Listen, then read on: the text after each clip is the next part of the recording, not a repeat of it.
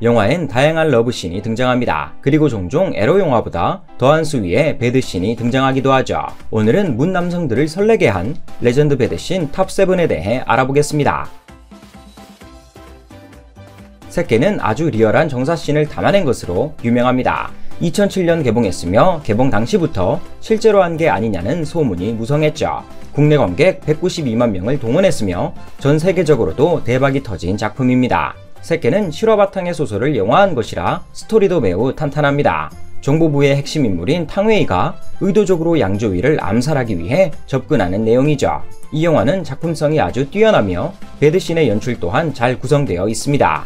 여성 팬들은 숨막힐 듯한 분위기에 반했다고 하죠. 극 중에서 여러 차례 배드씬이 나오는데 배우들의 노출 정도가 상당합니다. 오죽하면 관객들이 진짜 한 거 아냐? 와, 다 보이는데? 등의 반응을 보였습니다. 배우들의 자세, 표정, 숨소리까지 하나하나의 디테일이 모두 살아있었죠. 이 작품은 노출뿐만 아니라 작품성도 대단했습니다. 덕분에 여주인공인 탕웨이는 세계적인 스타로 발돋움했으며 몸값은 무려 30배가 올랐다고 하죠. 베니스 영화제에서 황금 사자상을 수상했고 많은 평론가들에게 찬사를 받은 작품입니다.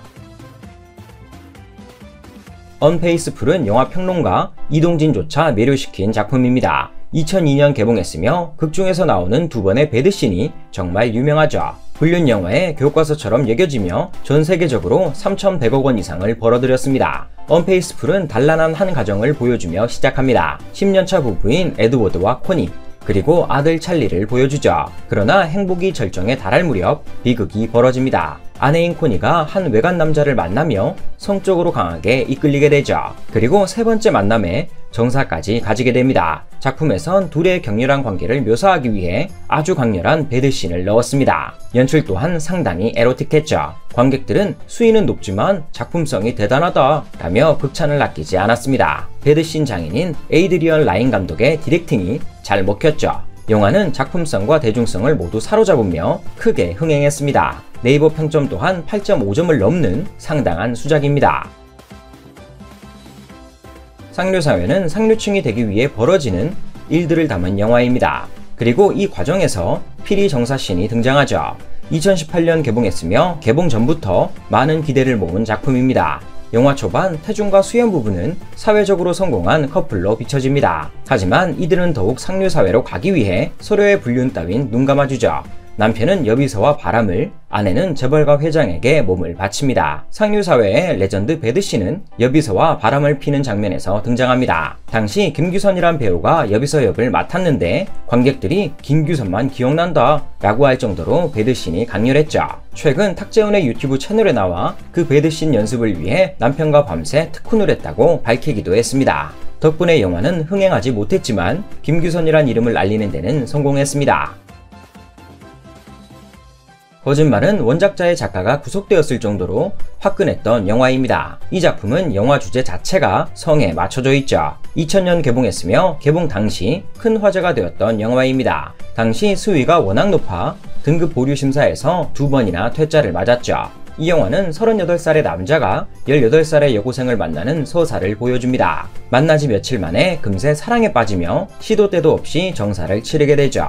당시 엄청난 노출 수위로 뉴스에도 대대적으로 보도되었습니다. 특히 서로를 때리는 가학적인 장면은 엄청난 충격이었죠. 영화가 상영되는 동안 크고 작은 노출씬이 계속해서 등장하며 미처 삭제하지 못한 부분까지 적나라하게 드러나 있습니다. 하지만 여러 논란에도 불구하고 전국 관객 기준 95만 명을 돌파하며 준수한 성적을 올렸습니다. 관객들은 놀라움을 금치 못해 여러 번 곱씹어보게 된다 라며 작품의 중독성을 인정했습니다. 하지만 이 영화 덕분에 노출 영화의 기준이 한 단계 더 올라가게 되었고 이후 작품의 표현 범위가 더 넓어졌습니다.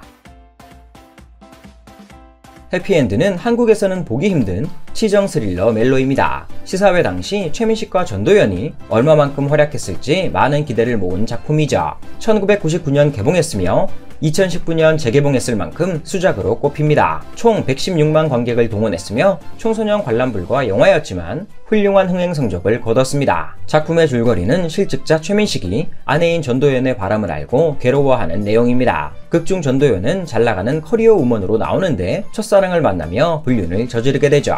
배드 씨는 영화의 극초반부터 등장하며 꽤 오랜 시간 이어집니다. 당시 청순미를 가졌던 전도연은 퇴폐미도 소화할 수 있음을 당당히 증명했죠. 네티즌들은 가자마자 배드씬이라 당황했어요. 부모님이랑은 절대 보지 마세요.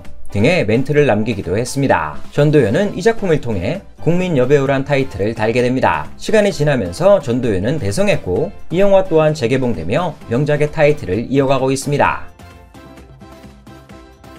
노는 계집창은 사창가를 배경으로 한 파격적인 영화입니다. 1997년 개봉했으며 당시의 환락산업을 적나라하게 보여주죠. 신은경이 주연으로 나섰으며 상당한 노출을 선보였습니다. 이 작품이 충격적인 이유 중 하나는 한 씬에 두 커플의 정사씬을 담았기 때문입니다. 1990년대엔 상상하기 힘든 과감한 연출이었죠. 극중 신은경은 피복 공장에서 일하는 소녀였는데 돈을 더 벌기 위해 술집을 전전하게 됩니다. 그리고 이 과정에서 매춘을 하게 되죠. 시간이 지남에 따라 이 생활에 적응하며 마치 처음부터 이곳에 있었던 사람처럼 익숙한 모습을 보여줍니다. 영화의 배경이 환락가이다 보니 붉은 조명이 수시로 등장합니다. 대사 또한 선정적이죠. 때와 장소를 가리지 않고 수시로 배드씬도 등장합니다. 하지만 작품의 선정성과는 별개로 신은경의 연기력은 대단했습니다. 이 영화를 통해 청룡영화상, 여우주연상을 받으며 화려하게 재기했죠.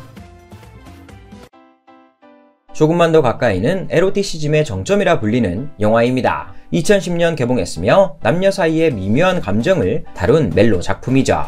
영화는 5가지의 서로 다른 이야기를 담고 있습니다. 이 중 게이 선배를 사랑하는 여후배, 옛 남친에게 집착하는 여자 에피소드가 가장 유명합니다. 이 중 배드씬이 나오는 건 두 번째 에피소드인 게이 선배를 사랑하는 여후배 편입니다. 약 10분간 정사씬이 이루어지며 첫사랑의 풋풋한 감정을 느낄 수 있는 명장면입니다. 노출은 많이 없지만 보는 내내 침이 꼴깍꼴깍 넘어가죠. 롱테이크로 배우들의 숨소리까지 그대로 느낄 수 있는 초근접 촬영입니다. 한 팬은 이게 진짜 에로티시즘의 정점이다 라며 극찬을 하기도 했습니다. 오늘은 문 남성들을 설레게 한 레전드 배드씬 탑7에 대해 알아봤습니다. 앞으로도 많은 작품에서 눈이 번쩍 뜨일 만한 씬이 나오길 기대하겠습니다. 끝!